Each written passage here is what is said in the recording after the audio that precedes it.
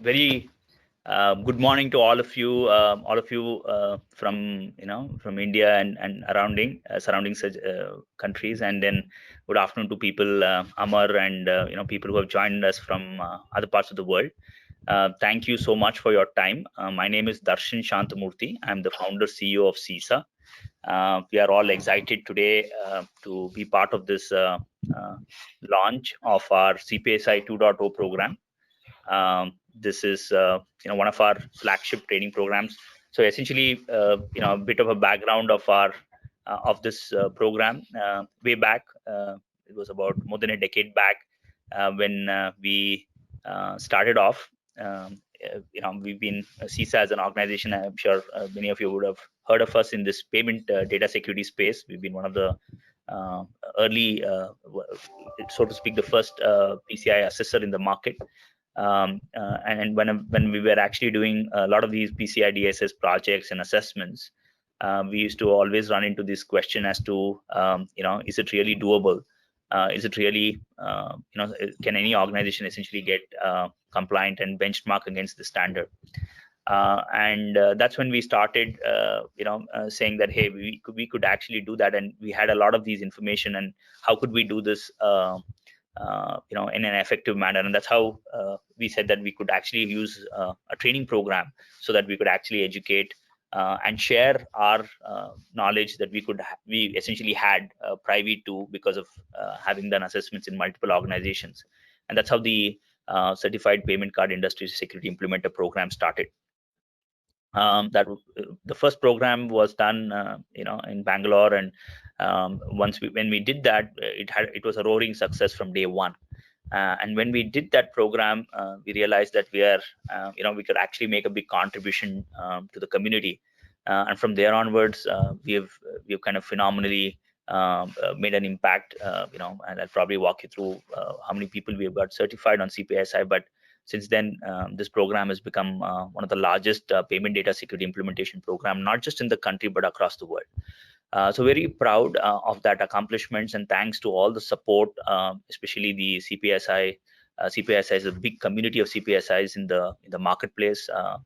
Last count that I had was about 9,000 people across the world who are certified on CPSI, and today making sure that they secure their organizations against cyber criminals. So that's been one of our objectives. And today, as we went on to be payment forensic investigators, today the relevance of this program still remains very high.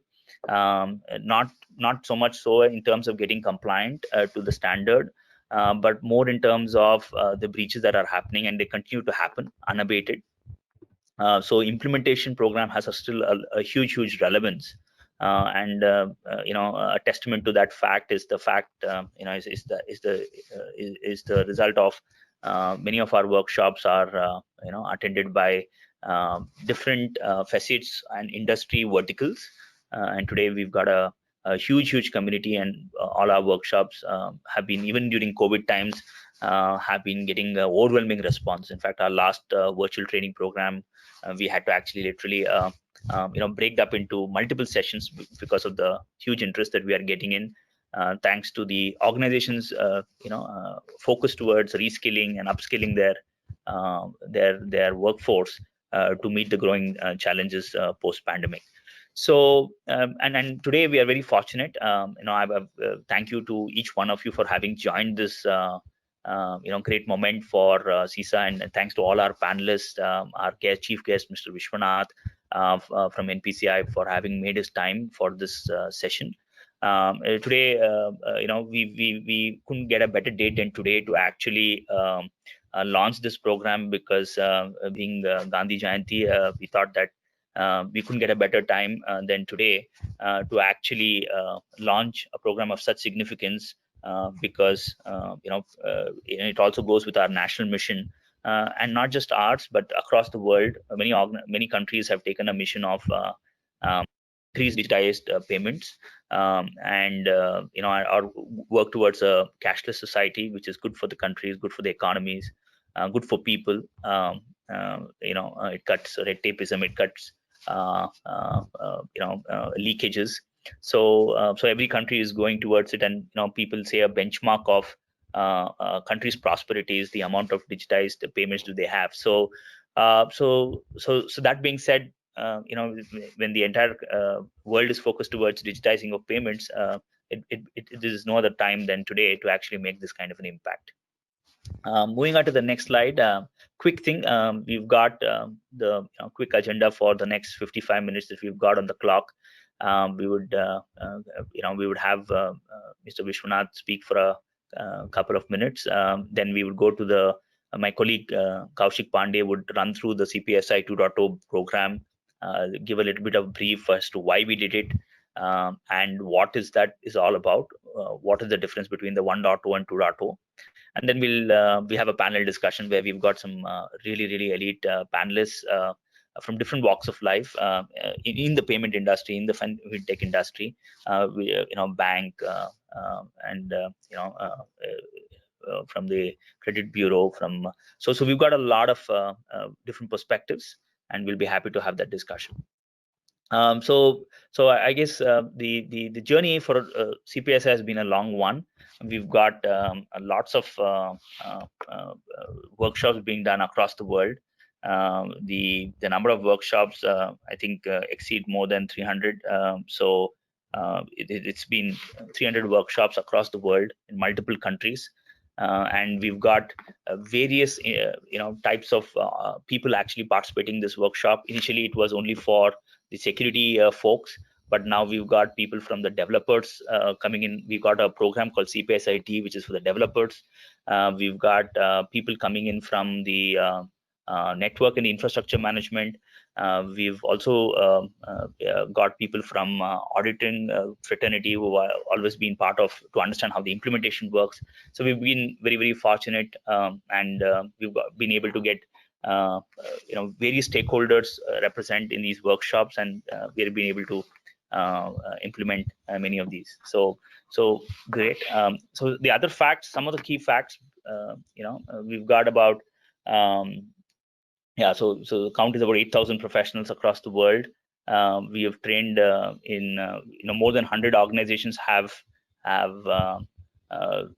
their had their employees get trained and educated on this program. We've trained over 30 nationalities across the world. So it's a big thing, and we started in 2010, so exactly about 10 years back. And we've done about 308 public workshops, and mind you, these are public workshops.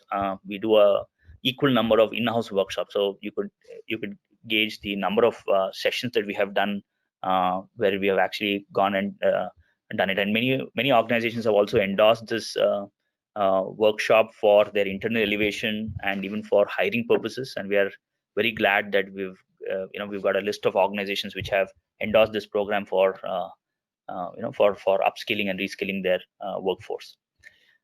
Just about in 2019, we did about 900 plus professionals got trained, and our workshop has been on an average gets about a 98% NPS score, which is phenomenally very high. And we're very proud of our trainers. We give specific emphasis to our trainers. Only a few set of people can actually be an authorized trainer for CPSI. We've got a detailed program internally within the company as to who can be an authorized trainer, and it takes the stringency is very high, and we make sure that our trainings are monitored very closely. It is for us, it is not a for CISA, it's more of a way to give back to the community what we know, and we in fact even mandate many of our delivery folks to actually get and conduct these trainings, and it's actually part of their elevation within the company as well. With that, I would hand it over to Mr. Vishwanath, and quickly if have this done, probably give his inaugural address. For all of you who may not have heard of Vishwanath, Vishwanath is the Chief Risk Officer at NPCI, our nodal agency in India, and I've known Vishwanath for a few years now, and I've always found and admired his aspect for risk. And I thought that when we had this session, wanted to do this session, I found that we could get no better person than Vishwanath to join us in this inaugural session and give us his thoughts on how he sees payment data security evolving and the necessity of training. So with that, I would hand it over to Vishwanath. Over to you, Vishwanath. Yeah, thanks, Darshan. That was a very sweet introduction. Really kind of you. I'm actually delighted and honored to be here in this program. A warm welcome to all the other panel members and other participants of this program. Um, yeah, today is Gandhi Jayanti. My wishes to all the attendees and participants and fellow citizens of India. The land of Mahatma, I think his teachings are still valuable and relevant even today. Uh, Coming to cybersecurity and this particular program of CISA, I would say that CISA has been in the forefront of security training for many years now. In fact, they specialize in cybersecurity training. And apart from that, the moment anyone talks about PCI DSS, the first name which comes to our minds is, in fact, CISA. Any forensic investigation in the country, again, the first name which comes to the mind is CISA, and they have a lot of expertise on this subject, which is more and more relevant today. And what they do offer is extremely relevant in today's global scenario. So just, I'm sure all of you are aware, but just to give my two-bit inputs on how this global scenario is actually spanning out. It's becoming more and more ubiquitous, the digital payment industry. And as we are speaking, new form factors are evolving by the day.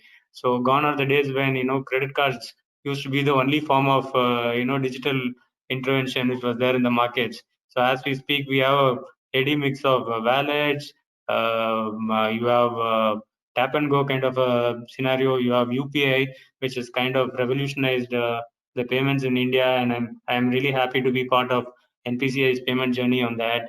And of course, as we speak, more and more devices are actually evolving. So we have wearables, which is again kind of influenced, which is kind of revolutionized the industry. I think there's a lot of excitement around use of wearable devices in India. So recently, one of the banks in the country, launched a wearable mode of payment through the wristwatch, along with one of the watch companies, and it was a roaring hit. And when I was interacting with that few senior people of that bank, they said that the youngsters are really crazy about that, and so that's the way things are going. And of course, the way we make payments have changed completely. In fact, so today, wearables is just one aspect. Apart from that, we have other modes of payment. I can make a payment while I'm driving through my car, which is connected to my phone through Bluetooth. So all these things are actually, changing the way payments have shaped up in the country, and not only in the country, globally also. And with the evolution of Internet of Things, I think we are having more and more smart devices and connected devices. So if you just look at a 7 billion population, across the globe, and look at at least everyone having minimum of 2 or 3 devices, so and then each of them doing 2 or 3 transactions in a day using those connected devices. So you can do the arithmetic. So we are looking at a humongous number of digital transactions which is actually happening. Just coming back to India per se, if you look at, we have not even touched 5% of our economy through digital modes. Predominantly it is still on cash. So therefore, the scope is, extremely big. And of course, with the advent of all these digital form factors, it's also equally important that we lay adequate emphasis on security. Yes, data is the new oil. It may be a cliched statement, but that is the truth. And with more and more online merchants, in fact, there is blurring of the lines between an online merchant and a physical merchant today, thanks to various form factors of payments. Of course, therefore, data security becomes extremely important. With the online merchants, the card on file is a common phenomenon. And today, the fraudsters in the world have realized that it's very difficult to go, and it's not actually useful to go behind individuals in order to steal and do frauds, and they are actually targeting the big financial institutions. So with card on file, etc., aspects like standards like PCI DSS achieves even more relevance in today's world. Coming closer home to India, I think we have seen, if I may say so, at least two major breach incidents which kind of shook the country, and it made even noises in the parliament as well. So one was the one where there was a processor level compromise, and one fine day transactions were happening from ATMs in China, and nobody knew what had hit them. So most of the banks were not prepared for that. They never thought till that incident happened that something like a processor compromise could have an impact on them, and then they were completely underprepared, which again leads to what Darshan had began initially, the importance of training and awareness. So that's becoming more and more critical. And by the time the banks realized what had happened, enough damage was done. And the second incident again was one which involved a malware hit on one of the bank's switches. So all these incidents happen mostly during the weekends when banks are defenseless, or I would say that defenses are rather weak at that point of time. So the reaction time is pretty delayed, so which results in a huge damage as well. So in this incident, again cash was withdrawn across the globe within a short period of time from ATMs, and from all sorts of accounts, whether there was balance in the account, whether it was an invalid account, it didn't matter, because the malware was just sitting and approving all the transactions, and the ATM got the approval message and it was dispersing cash. So these two incidents kind of at least made people in India realize the importance of cyber security. So closer home, just few aspects of NPCI, which I would want to share. So NPCI is basically a not-for-profit company. We process something like 2.5 billion transactions a month. This is across the various form factors and payment modes, cutting across NFS, UPI, RuPay, FASTag, which is extremely picked up, and we also do bill pay, and our Aadhaar enabled payment system facilitates financial inclusion as well. So in addition to this, we also manage the check truncation and the national automated clearing house for the country. So roughly about 70% of India's digital transactions are processed by NPCI. And so given this kind of volume, and given that how critically we are important to the country, RBI has also classified NPCI as a systematically important payment system for the country. And as we speak, we are working on, we are seeing huge growth in these digital transactions, and we are working on close to targeting something like billion a day type of transactions. So already our work is on that front. So given these kind of numbers, so the challenges which comes with that is also equally important to be managed. So one is of course uptime, and the other one is of course the security. So in terms of our approach, we've been focusing traditionally on 5 or 6 core parameters such as vulnerability assessment. Patch management is something which is extremely important to us. Of course, we have a 24/7 state-of-the-art SOC team, adequately trained. Access controls, again, an area where, the more we emphasize, the better. Of course, we also follow a policy of constant training of our staff, along with, adequate incident response and, so awareness sessions. BCMS is again an important aspect which we focus on at NPCI. We also constantly do quite a few hackathons and bug bounty programs, and largely use big data analytics, in order to actually figure out and predict, and detect, and to kind of monitor issues which we come across. And so one of the other aspects is that so we look at encryption very strongly, and we also are into tokenization. So basically, the concept is to devalue the data. So once the data is devalued, even if it is for a moment compromised, it is not of going to be of much significance to anyone. So these are some of the aspects which we are working on. We are also working on some important projects on blockchain, which we believe there's a huge future for that. So given this kind of a background, I think the future looks quite exciting. I would suggest that what Darshan said in the beginning about training close to 8,000 professionals. It's a very small number, Darshan, if you compare with the number of digital transactions and the lack of trained security staff in the country. So I think you still have a long way to go, and your services will be needed. And I think courses and programs like this CPISA will be extremely relevant to the industry. And I'm told that the CPA 2.0, so a lot of work has happened as compared to CPA 1.0. So I think aspects such as multi-factor authentication, covering all other payment modes has been incorporated, and not just cards. So these are factors which I think will make the course CPA 2.0 even more relevant in today's context. So I wish you all the success, Darshan and the team. I'm really confident that the participants will have huge takeaways, and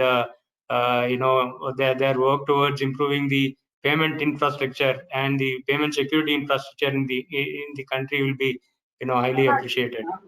Thanks once again, Darshan. Thanks for having me here.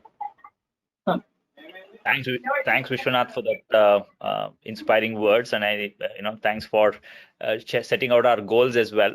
We know that we have a long way to go now, so thank you so much for taking time. And just one more point to add: the 98% NPS score is phenomenal.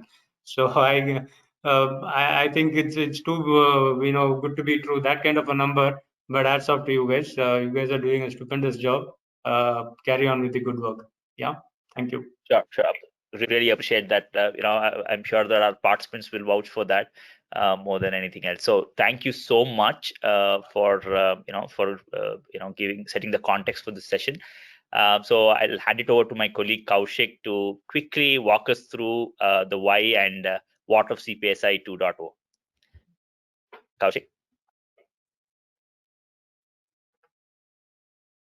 Thanks a lot, Darshan, and thanks a lot, Mr. Vishwanath, as well for the inaugural speech. We are, you can say, highly, you can say, gratitude. With gratitude, we express a sincere thanks to you, and of course the kind words, whatever has been said by Darshan as well, because he has been the motivator. He had been the driving factor behind coming up with this CPSI 2.0, which I'll just give you a very brief in the next 8 minutes.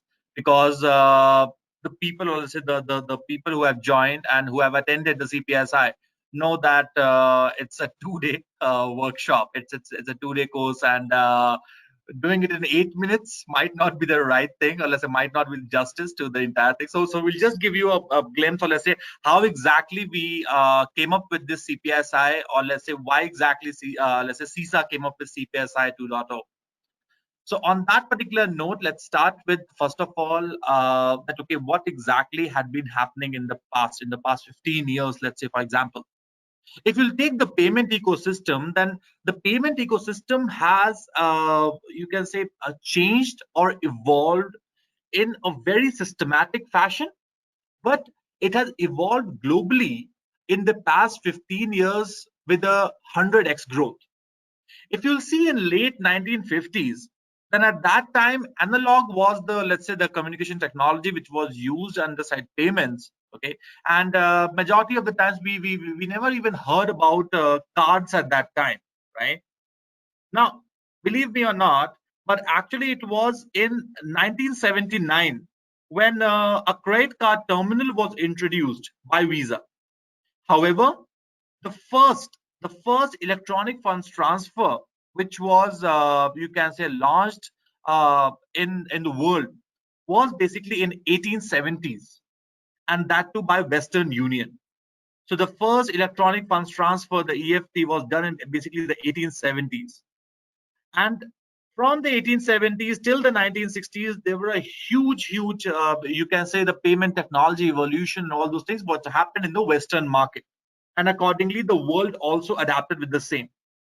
And in the 1950s was the time when Diners Club, actually the Diners Club International, established itself as the first independent credit card company, and there followed by American Express, and then the others also came into picture. And the American Express in 1959 was the first you can say entity who launched the plastic card. And from that particular point in time, of course, the history speaks for itself. So how exactly we have changed from an analog to electronic to digital, and now we are living into a next generation, you can say payment technology, or let's say a payment mode era. And how exactly we are saying that, okay, we are living in next generation? Because today, if we go and want to perform any of the payments across the globe, it's very easy. It's very you can say efficient. It's very effective as well for us. Whether I take a tokenization into perspective, where I do not even, let's say, need the card data elements to send out and then accordingly perform transactions. More or less often, we are using biometrics as a part of the authentication. The geolocation of the users we are using as a part of the risk score. That, okay, if the geolocations is changing, let's say in the past, let's say 2 hours, 4 hours, 8 hours from one country to another, then of course it's a suspicious transaction. We have already evolved and gone ahead by using chip, or let's say the EMB chip, onto the, let's say, the payment cards, the plastic cards. The UPI form factor, I believe it doesn't even need an introduction today, where the largest growing GDP of the globe, India, and the UPI transactions are one of the most digitalized, or let's say the digitized performed transactions which we are doing in the world. And of course, not less than the data analytics which is being required, or say which is being done today to perform the payments and to secure the payments as well. However, after, let's say, this much technological evolution, this much you can say the payment technology, payment modes being evolved, it was also a very good and nice time for the intruders, for the hackers, for the exfiltrators as well, to take their own chunk from the market. And that is how you will see that in the past 10 to 15 to 20 years, you have seen so many card breaches being happening across the globe. If you move away from the card breaches, then I believe that all of us will remember the 3 billion records which were actually compromised. And that actually happened with a, let's say, the very huge mailing company, or let's say the email service provider company, which happened in the US. If you, let's say, stick specific to the payment cards, to, let's say, the payment industry, then I'm looking at, let's say, in 2003, around 8 million cards were compromised from DPI. Then going to 2004, around 40 million. So this is, of course, of one particular entity. We are not talking about the complete year. These are one of the greatest breaches which have happened in the, let's say, the past 10 to 20 years. Then 2008 and 9, it was HPS with 130 million. 2010, you had, let's say, the merchant of the ALDI cards. Around 1,100 stores were getting impacted. In 11, we saw around 3 million. 13, we saw around 40 million from one of the huge merchant in the US. Then 2014, we saw JPMC and Home Depot getting breached with 76 and all. And recently, we saw, let's say, a huge hospitalization industry, or let's say hospital industry, going ahead and you can say getting breached with a 500 million records getting stolen at the end of the day. And soon enough, in 2020, again, they again reported another breach, which again went into a 50 to 100 million ratio. And believe me or not, but that particular single breach with the 50 to 100 million, you can say, ratio just happened because two individuals user authentication, or let's say 2 individual passwords and other authentication mechanisms got compromised. Only 2 individuals with high privileges in the organization. And the same thing happened just a few days back when, let's say, you have something known as Twitter, right, over here. So the Twitter got, let's say, the hacked, or let's say they got compromised. And it was a spear phishing attack on 2 of the mobile accounts, 2 of the mobile users. And accordingly, let's say, this particular thing happened, which, let's say, led to so many accounts being compromised of world's leaders at the end of the day. And that is the way reason why, based upon the studies, it says that the average time to identify a breach in 2020, in which we are living in, is around 197 days. Means till 197 days, we'll have no idea that, okay, we have actually gone breached. The same thing goes that to contain a breach, after it has been identified, to contain a breach, it takes around 69 days. Means till 69 days, that particular intruder, that particular hacker, that particular, let's say, the third party, malicious third party is still inside your organization, is still inside your data sets. For this, to tackle these things, of course, many different worldwide global domains have come up with their own standards, with their own governance frameworks and all, starting from PCI DSS, coming to SWIFT, RBI PSS, PSD2, and hence so forth. But are we able to tackle this? Are we able to, let's say, make sure that things are not going bad? Let's see for that. Cybercrime costs businesses around $2 trillion total every year. And the average cost of a particular data record which is stolen, or let's say getting breached, is $150. And when we look at, let's say, the cost to the world with respect to the cyber crimes which are committed every day, it will be costing around $6 trillion by 2021. And an average cost of a data breach goes till around $3.9 million at the end of the day, which is a huge practice today.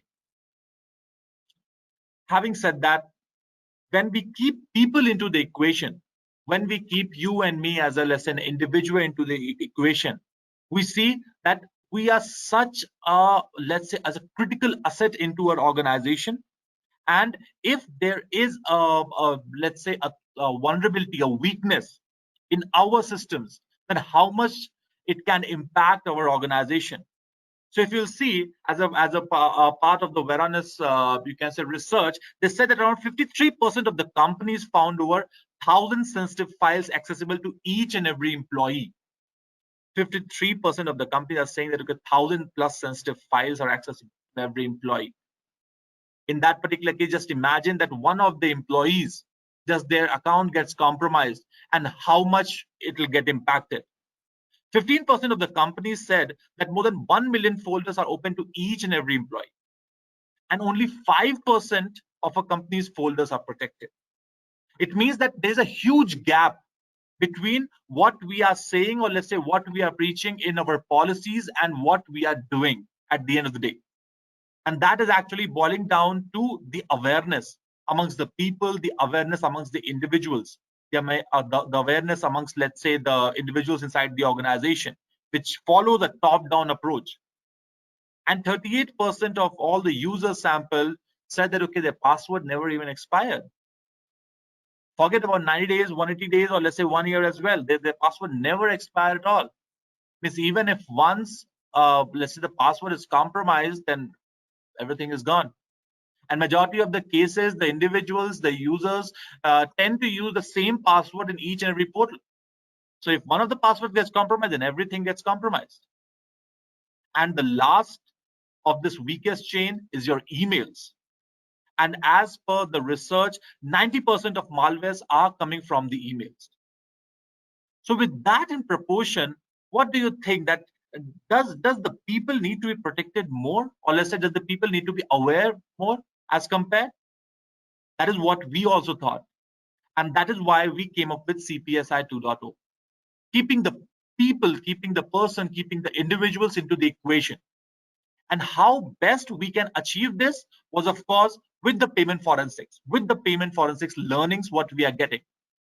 We had a chat with different individuals across the globe.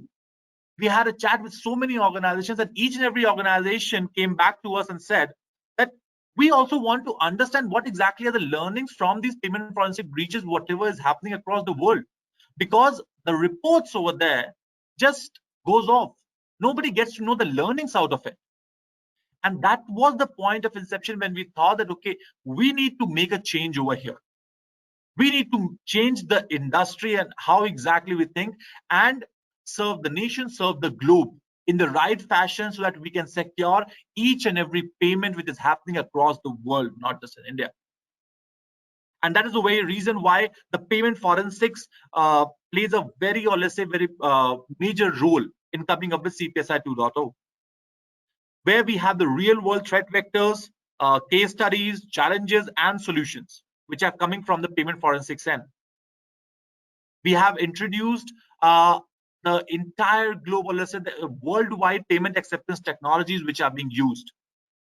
So we are not just focused on, let's say, a credit or a debit card, but we have taken into scope each and every payment card technology which is being used across the globe. Whether it's, let's say, different forms of payments, whether it's a palm, let's say, authentication, whether it's, let's say, via an IoT device, whether it's via key fob, you name it and we'll have it. That's how we went ahead. So that we'll cover north to south and east to west. And each and every data elements which are utilized for payments, we covered each and every one of them. And why exactly we covered every one of them? So that we can give you a holistic approach towards security of payments, not just of cards, but payments throughout the globe. And we never even thought that, okay, we will include the local governance bodies, but yes, we did, because the local governance bodies today are taking a huge initiative in making sure that the payments across the globe are secure. And that is why each and every subcontinent we have taken up, let's say, the local governance body, what exactly are the initiations from them, the initiatives from them, how exactly they are making the world or the payments more secure. We have taken each and everything and we drafted everything into a hybrid risk assessment framework, so that it's a threat-driven approach at the end of the day, that you know the intruders, you know the hackers, you know how exactly they act. Accordingly, you perform the risk assessment of your organization, and then you implement all the required controls. And that is the very reason why we didn't just focus on one particular standard of the payment card industry, but we included around 3 to 4 standards from the payment industry. And of course, we defined the applicability to the payment, let's say the data elements only, so that you can again achieve a holistic approach, a holistic security. And that's why from a payment card industry security, let's say a particular course, a particular workshop, now we are talking about payment security, which is a CPSI 2.0, which is a next gen training, what we are talking about over here. If you'll see the solutions today, then it says that, okay, a formation of an incident response team reduces the cost of a data breach by an average of $360,000. Means if an organization is looking ahead and actually forming an incident response team, it's lowering down $360,000, which is a huge chunk. And organizations which have planned to increase their security spending, around 80% of the organizations which are taking, let's say, security very, very seriously. And the cybersecurity spending will be, let's say, exceeded by around $1 trillion from 2017 to 2021. However, when we talk about executives, what do you think? What exactly are the challenges? The hackers and the attackers, the complexity of, let's say, expanding the attack surface, the current landscape compounds challenges, but more focused, or let's say they are more inclined towards that, okay, how exactly we can increase more learning and development opportunity. That is one of the most important requirements. And that is the way reason why we came up with this particular training, we came up with this particular workshop, so that we can address the marketing challenge, and the market will accept this. The executives, the individuals, the organizations will accept it. And that is why we have a threat-driven analysis with respect to forensics, where we know the hackers, we know the intruders, and that's how we make sure that, okay, your organization or wherever you are implementing the security controls, those are not getting impacted with respect to same.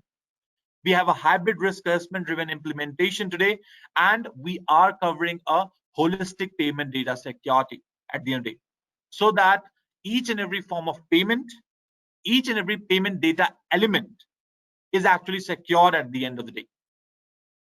On that particular note, we'll just start with the panel discussion, because we do understand that, yes, we are a bit out of schedule over here. So I'll just quickly introduce the panelists. Rishi, unfortunately, is not able to join he had an emergency. The next in line is Mr. Amar Kumar, who is a senior director with Visa today, who has joined us. And he'll be able to tell us the purview from the payment brand, or let's say the payment card industry as well. That okay, how exactly the technologies, the things are changing. Next, we have Mr. Gibson Augustine from Federal Bank, a Deputy Vice President, who will be able to give us insights from a banking institution perspective that okay, how exactly things have been going on. And then we have Mr. Sarang, who is basically an AVP from a renowned trade bureau, which has a global dominance, and he'll be able to tell us on the other side of the story as well, that how exactly the credit rating bureaus and how exactly those guys are dealing with these types of threats and all those things. So on that particular note, let me quickly start, because we have a few topics to discuss, and accordingly we'll go ahead. So we'll keep the payment forensics as the core, as the, let's say, the discussion point across the let's say the domains. And fortunately, Darshan actually accepted to pitch in on behalf of Rishi. So Rishi is actually replaced by Darshan today, and accordingly, Darshan will also be a part of the panel. So today we have Darshan, Mr. Gibson, Mr. Amar, and Mr. Sarang as a part of the panel. All right. So let's start with the first topic over here, which is the payment technologies, the security, and the threats. How exactly has it evolved in the past, let's say 5 years to 10 years? And what exactly are we looking at the future as well of the same? So on that particular note, I'll just quickly request Darshan to pitch in and give us his views. Darshan? Yes, Kaushik. So thanks for that. Thanks for the wonderful explanation of CPSI 2.0. Payment technologies, obviously one of the key things that we had was that we had it common across the entire, lots of commonality between different countries with respect to payment technologies. But now I see that with different challenges in each country, some countries are leapfrogging and are not necessarily going through those technologies. We've seen that with UPI in India. Technologies have leapfrogged, and we've necessarily not gone through the same kind of evolution which maybe a Western country has actually gone through. And we'll see NFC being very popular in some countries, whereas NFC is not that popular in a few other countries. So I think there is, countries are picking up their own technologies, which makes sense with underlying some amount of commonality across board. Security, I would probably have other panelists to share their views. Kaushik. Sure. Thanks a lot for that, Darshan. That really helps us over here. So we'll just quickly go on to the next, Mr. Gibson. What do you think? How exactly, let's say, the payment technology has evolved over the past many years, and what security, you can say, controls evolution, threats you are looking from a banking perspective, because you have been a top-notch banking player from the past many years, as we talk. So what exactly are your views on the same? Yeah, as everyone knows, that there is a huge surge after the demonetization in the digital payments, and actually because of that surge, there is the fraudsters also they played their role for by using phishing attacks, and that has become a huge challenge in that huge threat in the industry. And that for the last 10-15 years, there is a huge the number of payment is also increased a lot.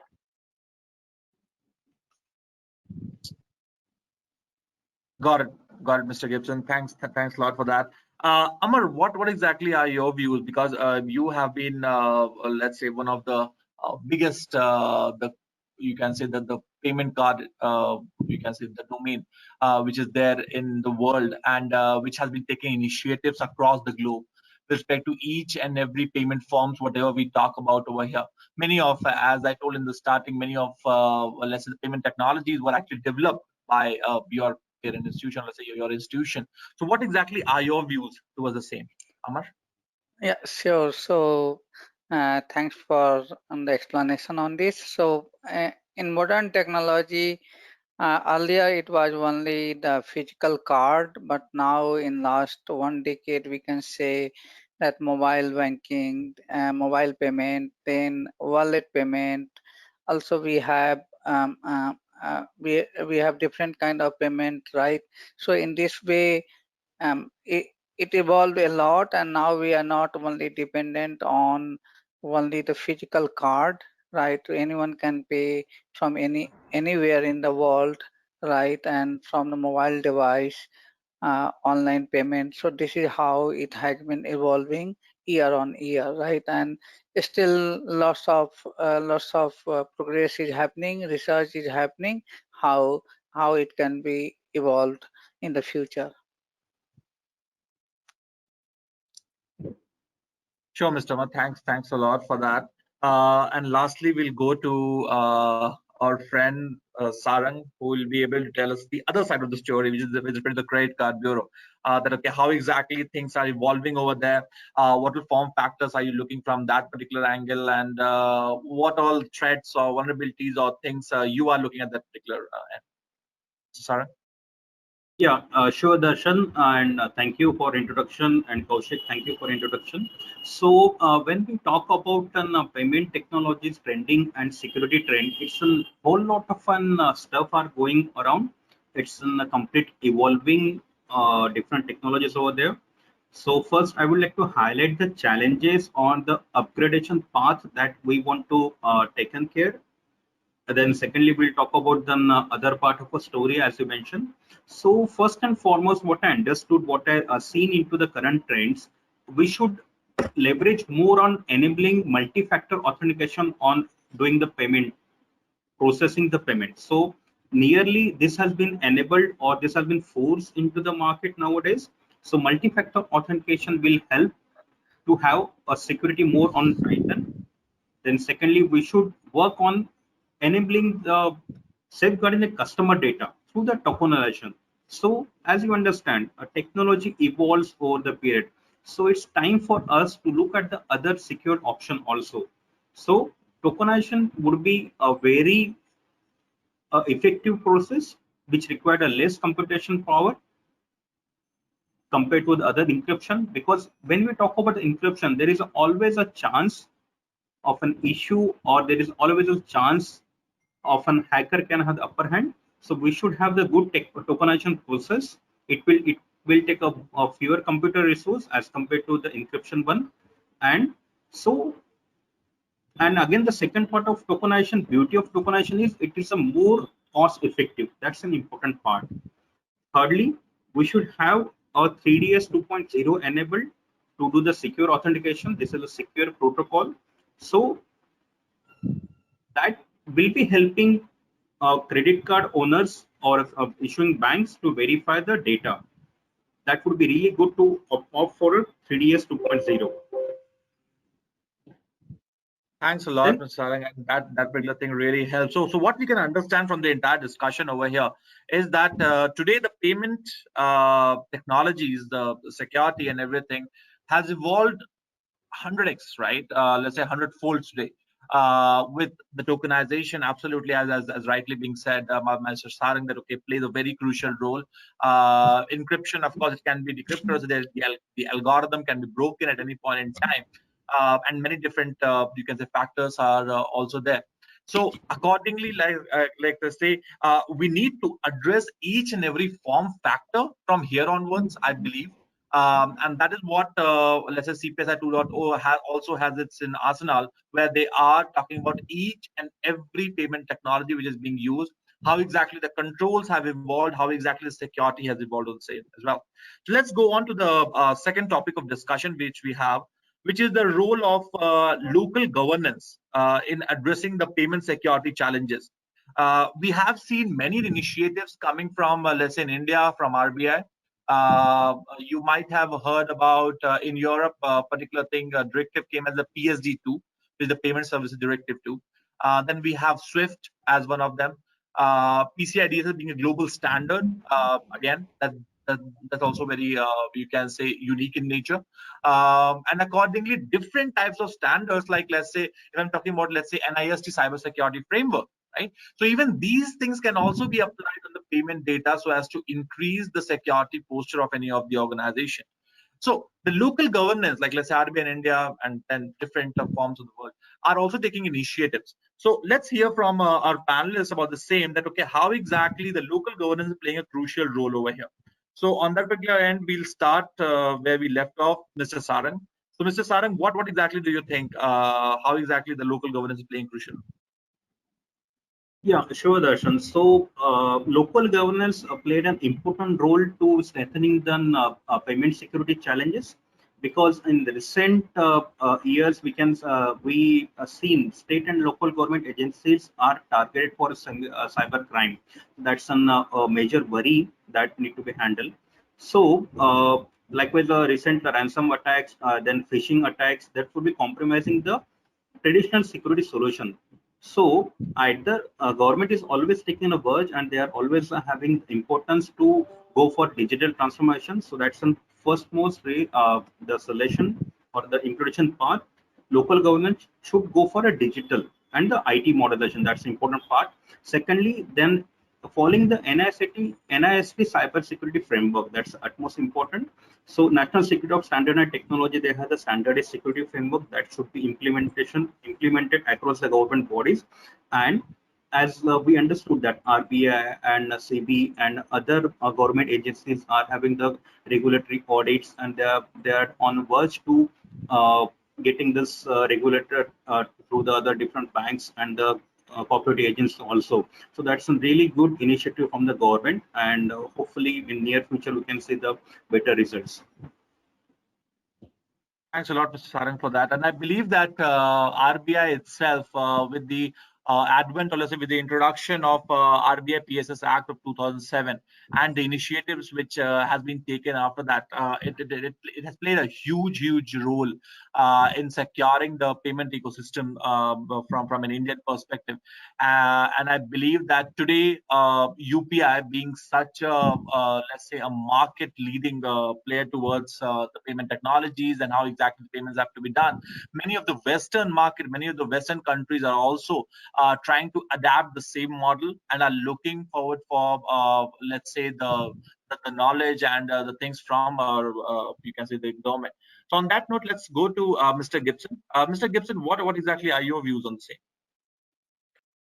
Yeah, actually, RBI is playing a very crucial role in Indian banking sector, and everybody knows that in before 2013 there was no PIN is required in the post terminals, and RBI came into, and that leads to a lot of frauds also, and RBI came into picture, and they are enforcing all banks to implement that, and because of that it is implemented in all the Indian post terminals, and then they came with that mandatory EVM cards, and slowly it is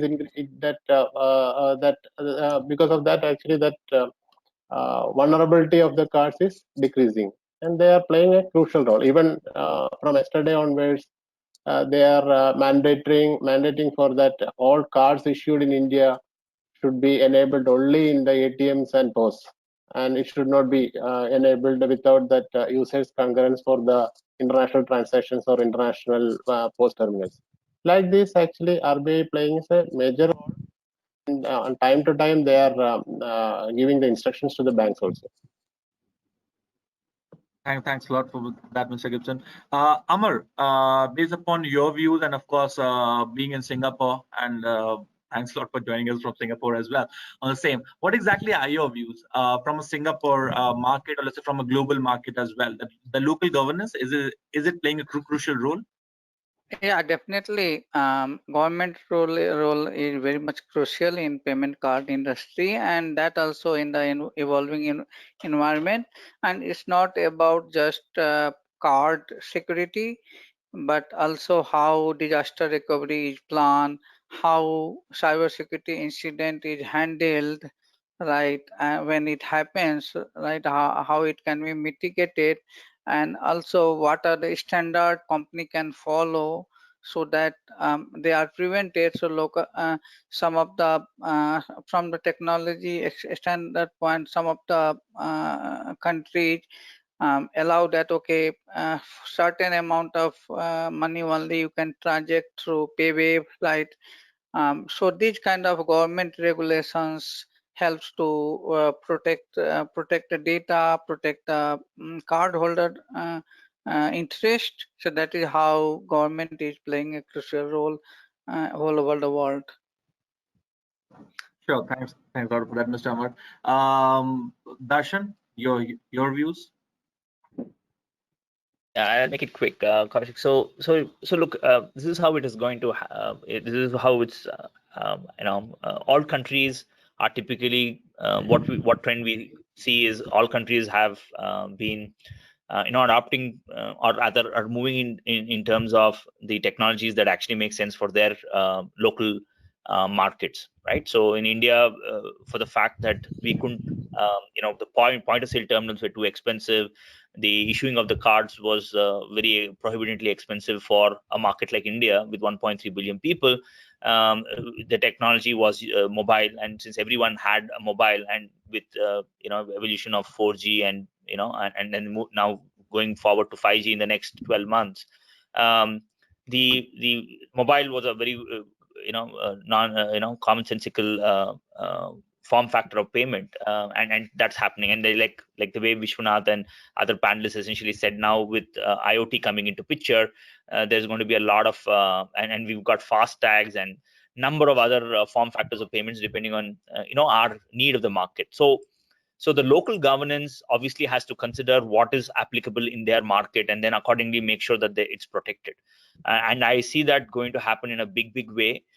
So far, it has been a few card schemes like, say, Visa, MasterCard, and a few card schemes, including NPCI for cards. But now local governance, I think governments across the world and even central banks are waking up to the fact that they have their own set of challenges which they need to address. Otherwise they just can't rely on so what I see is that going forward, each country is going to come out with its own set of governance requirements as to what they need to do, and probably as we move forward, even their own standards for payments security per se. So I see that quite in the offing.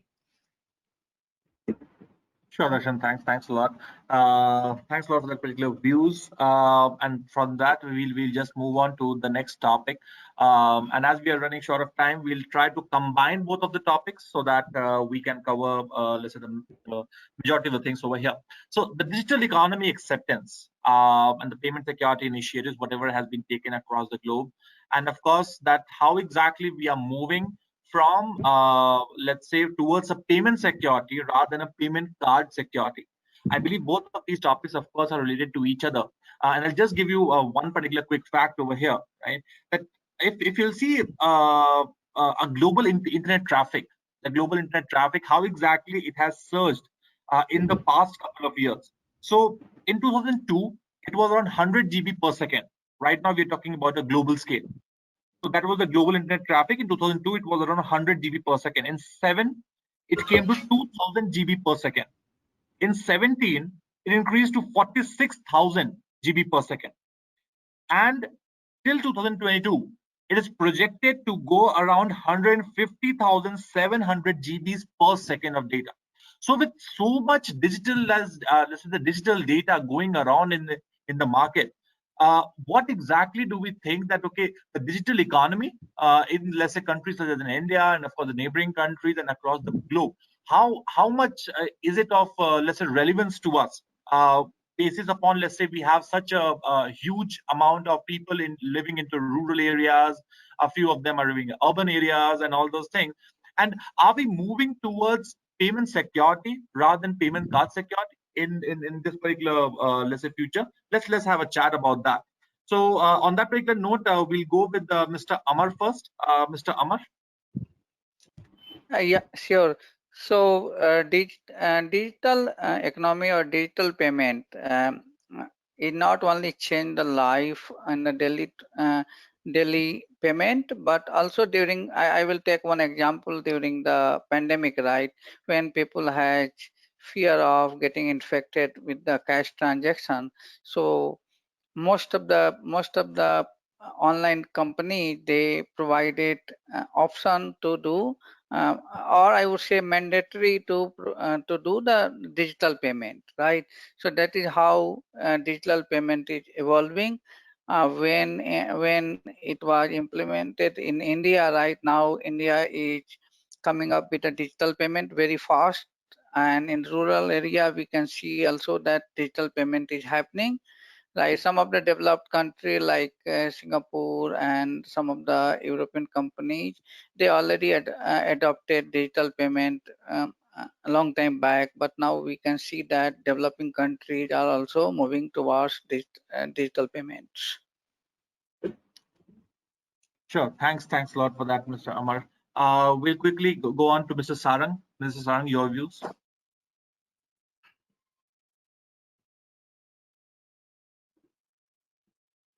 Yeah, Darshan, thank you.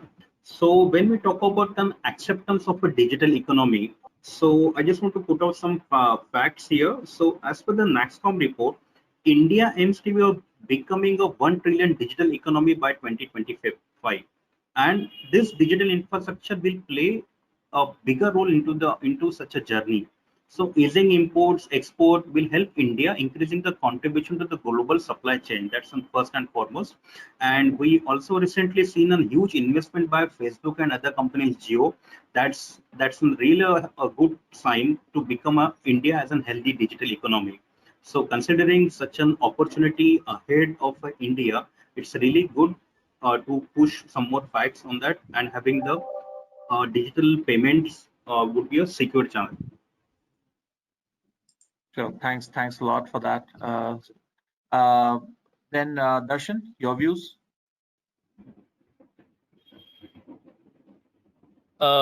Maybe I'll go in the end, Kaushik, if others could complete it. Yeah, sure. Mr. Gibson.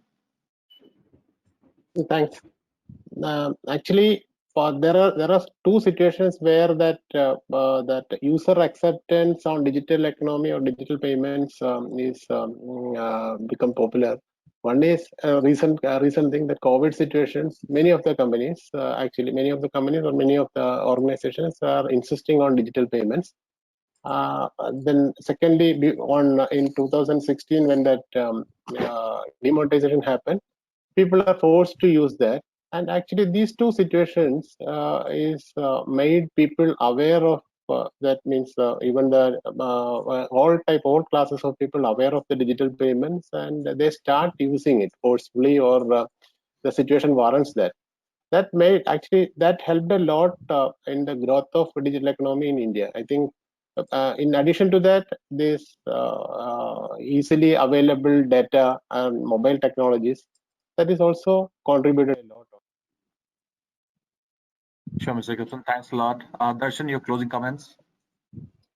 Sure. So my thing is, it's here. I mean, digital payments are going to surge, and there's no doubt it's a no-brainer because of the fact of external as well as government-driven initiatives, not just in India but across the world, and that's the way forward.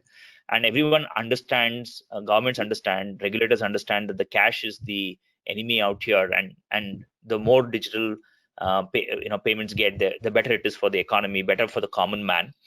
And it kind of removes all the red tapeism, the bureaucracy, corruption. There's definitely a lot of socio-economic benefit of that, and for that I believe that there have to be more than one form factor of payments, and it cannot be just cards. It has to have like what Vishwanath was talking about, Aadhaar enabled payment system. Government during this COVID-19, I think it's been covered even in the globally as to how India processed payments during the lockdown point to all the people, including the migrant workforce. And it's become a world case study as to how we did that, with absolutely zero middleman interference. So we, every country would need multiple form factors of payments, and I see that happening. And obviously, payment security is an underlying component, because trust is the key component of any of these digital payments. And if you do not have payment security, then trust is kind of challenged. So it's a common thing that yes, but how will it come through? And I'm sure that governments and local central banks are very conscious of the fact, and they would do all the 9 yards go all the 9 yards to make sure that they are safe and secure for not just for the people who are educated, and when I say educated, literate with respect to understanding what to do and what not to do with digital payments, but even for someone who does not really understand, maybe my mother, my father, who may not understand technology the way some of the youngsters would understand. So even for them, how do you make sure that they are when they process transactions, when they make a digital transaction, it is as secure, and they cannot be hoodwinked by any cyber criminal. So over to you, Kaushik. Sure. Thanks a lot for that, Darshan. Now we are open for questions. If you have any questions from your end, and in the meantime, I'll also summarize the entire thing. So basically, if you'll see, the digital economy has been playing a very crucial role across the world, not just in India, absolutely, and that is the very reason why. If you see that, depending upon the different definitions, the size of the digital economy ranges from around 4.5 to 15.5% of world's GDP. Okay, that's a huge portion.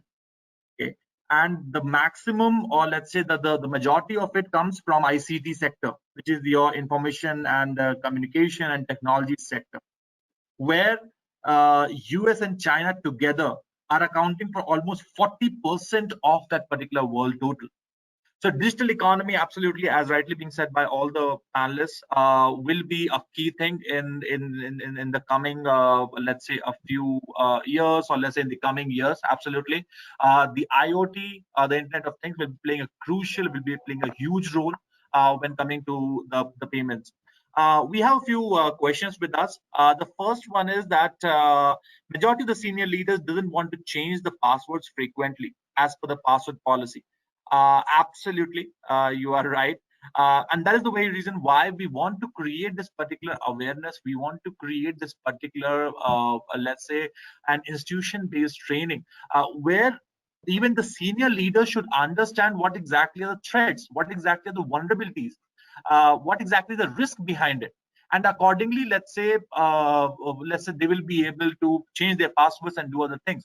Because it's a very simple fact, right? That if somebody is telling me to do something, and if I don't see a reason behind it, that okay, why exactly do I want to do it? Of course, they will not do it. But once I show them the dark side, or let's say the threat, or the malicious side of it, that okay, if you don't change your passwords, then actually you are looking at, first of all, of course, as a CISO or as a CIO, of course, your job will be impacted. And apart from that, if let's say you do not change it, then based upon the recent threats and the vulnerabilities, so many organizations have got impacted with respect to same. So that will be something which organizations have to be prepared with. The second one is this: is really Indian banks prepared for cyber security point of view, especially public sector? Absolutely. RBI is playing a very crucial role in the same. And I believe just around, I'm not sure, maybe around 1 week back or something like that, the urban cooperative banks and the others as well, it has been a mandate now that okay, the CISOs have to be appointed throughout, a cyber governance policy has to be there, a cyber security policy has to be there, and many different initiatives have come into picture. So absolutely, those guys are ready. And if not, then RBI will make sure that they will be ready in the upcoming months. Then we have one more, that most of the time companies IT team itself create threat by opening unwanted ports and misuse of access. Even they are aware of IT security. How will prevent that? That is something which is prevented by continuous monitoring. That is something which is prevented by, let's say, continuous review as well. So likewise, let's say the MDR, the EDR, the XDR solution will be playing a very crucial role at that time, while monitoring that okay, what all threats, what all vulnerabilities are actually propagating inside your organization, and a review process as well, every, let's say, semi-annual or annual, or maybe let's say quarterly as well, where you'll see and go that okay, whatever ACLs, whatever things have been opened, whatever services are running, is it running as per, let's say, the business justification which you have. You have many of the tools which help you manage it on a central position, so that the same policies are implemented throughout, and there's no, let's say, change in the same. Research says that India aims to become a $1 trillion digital economy by 2025, and digital infrastructure will play a key role in this journey. What would be the role of cybersecurity companies like CISA in this growth? A very fine question. So, how exactly CISA and let's say one of the top leaders in payment security or cyber security as well inside India, how exactly we'll play a role is that we will help secure each and every payment transaction what's happening inside India, or any of the transactions which are processing outside India, but let's say are being routed via India. If you're talking from a domestic perspective, if you're talking from an Indian perspective. However, based upon our vision and mission statement, by 2025, we should be protecting more than, let's say, 10 to 20% of the digital transactions which are happening across the globe. Because we do not want to be, let's say, we do not want, let's say, our knowledge to be kept local inside India. We want to protect the global transactions. We want to protect the global scenario at the end of the day. So that's how we'll be going ahead. Interesting. All right. RBI's new credit and debit card rules has issued new guidelines to secure debit and credit cards. Of course, these changes will be effective, which has already been effective, and opt-in, opt-out service. Absolutely. So RBI is playing a very crucial role in this, and accordingly, the same is being done. I believe we do not have any further questions, so we'll park on that. Thanks a lot, team, for joining. It has been really great interacting with all of you. We'll hope to see you soon again. In the meantime, if you have any questions or any queries, you can just drop us an email and we'll be more than happy to help you. Thanks a lot. Keep safe. Have a nice day.